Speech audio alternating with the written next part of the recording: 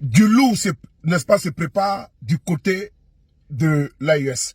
Je dis bien du lourd, du très lourd. Tu veux savoir? Ok. Quand dans l'AES, un président parle, il fait. Quand il dit, il le fait. Du lourd se prépare à quel niveau? Tous les chefs d'état-major de l'AES ont été reçus par le président de l'AES, le général d'armée Assimi Goïta. C'est-à-dire que des frappes de grandes envergures, sans oublier des opérations de grandes envergures, auront lieu au Mali, au Burkina et au Niger. J'ai dit, ceux qui s'appellent les terroristes là, vraiment, je pense que l'éradication là est en cours. L'éradication est en cours. La force de frappe, on écoute ensemble, c'est important. Le président de la transition, le général d'armée Assimi Goïta, a reçu en audience cet après-midi les chefs d'état-major généraux des armées et de la Confédération des États du Sahel. La délégation est venue faire le point de la réunion relative à la finalisation du plan d'action et de défense et de sécurité de l'espace AES. Lors de cette audience, le président Goïta a souligné la nécessité de la mise en œuvre urgente du plan d'action de défense et de sécurité. Les opérations de grandes envergures seront menées bientôt dans l'espace AES. Voyons cette audience avec Garibou Pérou et Aruna Diarra. À l'équation des menaces terroristes et impérialistes, les réponses des chefs d'état-major généraux des armées des pays de l'espace AES tombent.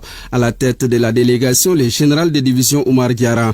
Dans la main, le chef d'état-major général des armées tient un document. C'est le plan d'action de défense et de sécurité conforme aux directives des chefs d'État de la Confédération. Nous sommes venus rendre compte au président de la Confédération de l'Alliance État du Sahel afin de nous inspirer de ces conseils éclairés et passer donc à la concrétisation, à l'opérationnalisation de la force conjointe de la Confédération Alliance État du Sahel, où nous avions effectivement quelques mois. Nous nous sommes rencontrés à Niamey et donc aujourd'hui c'est un palier additionnel qui va donc dans le cadre de l'opérationnalisation des actions de cette force conjointe. Très détaillé, le plan rapproche davantage les forces de défense et de sécurité de l'espace AES. La stratégie ainsi proposée répond efficacement à toute forme de menace, rassure le général Barmou. Vous connaissez le contexte particulier dans lequel nos pays, au sein de la Confédération Alliance des États du Sahel, se retrouvent. C'est un environnement qui est caractérisé par le terrorisme, la criminalité transnationale organisée, mais aussi toutes ces velléités de déstabilisation de notre espace. Dans ce titre, donc, ce plan d'action a été élaboré pour apporter des réponses allant donc dans le cadre de la sécurisation de notre espace. Qui parle de sécurisation parle de la création de conditions pour que nos populations puissent être sécurisées afin qu'elles puissent aussi se concentrer sur ce qu'il y a de plus essentiel, c'est-à-dire le développement.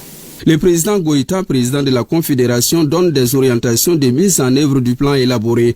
Il a pour sa part réaffirmé l'engagement de nos États à maintenir des forces capables d'anticiper et de répondre aux défis du moment. Le terrorisme n'attend pas. Les trafiquants, les bandits armés et tout n'attendent pas. Il est question donc de concrétiser ce plan d'action en organisant effectivement des opérations allant dans le cadre de la sécurisation de notre espace. Vous allez bientôt voir des opérations à grande échelle qui vont donc dans le sens d'assurer plus de sécurité aux personnes et aux biens dans notre espace. Des opérations à grande échelle, la confiance des peuples est essentielle. Confiance qui permettra aux forces de défense et de sécurité de se sentir comme symbole d'unité et de protection de nos valeurs nationales. Des opérations à grande échelle.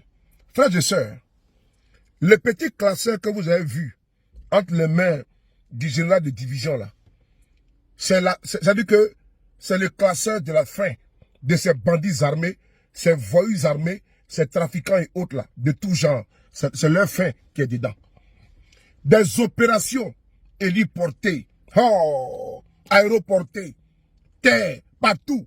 J'ai dit, hein, ces opérations, vous allez voir, c'est pas jeu vidéo. Hein. On entend des chrétiens nous dire que, des débiles là, nous disent non, c'est jeu vidéo. Allez, je vais vous mettre là-bas. Pendant que ces terreaux sont en train de se préparer pour venir endeuiller les pays de l'AES, les chefs d'état-major ont déjà peaufiné, huilé déjà le plan. Ce plan consiste à faire quoi? Vous allez voir bientôt des opérations au Niger. Souvent, vous voyez des pays qui s'entraînent ensemble non conjointement. Ils font des opérations militaires d'entraînement. Cette fois-ci, c'est pas entraînement, hein. C'est du réel. C'est pas pour aller s'entraîner, hein. C'est pour aller allumer, qu'au bâtard sauter. Bientôt, vous allez voir les résultats.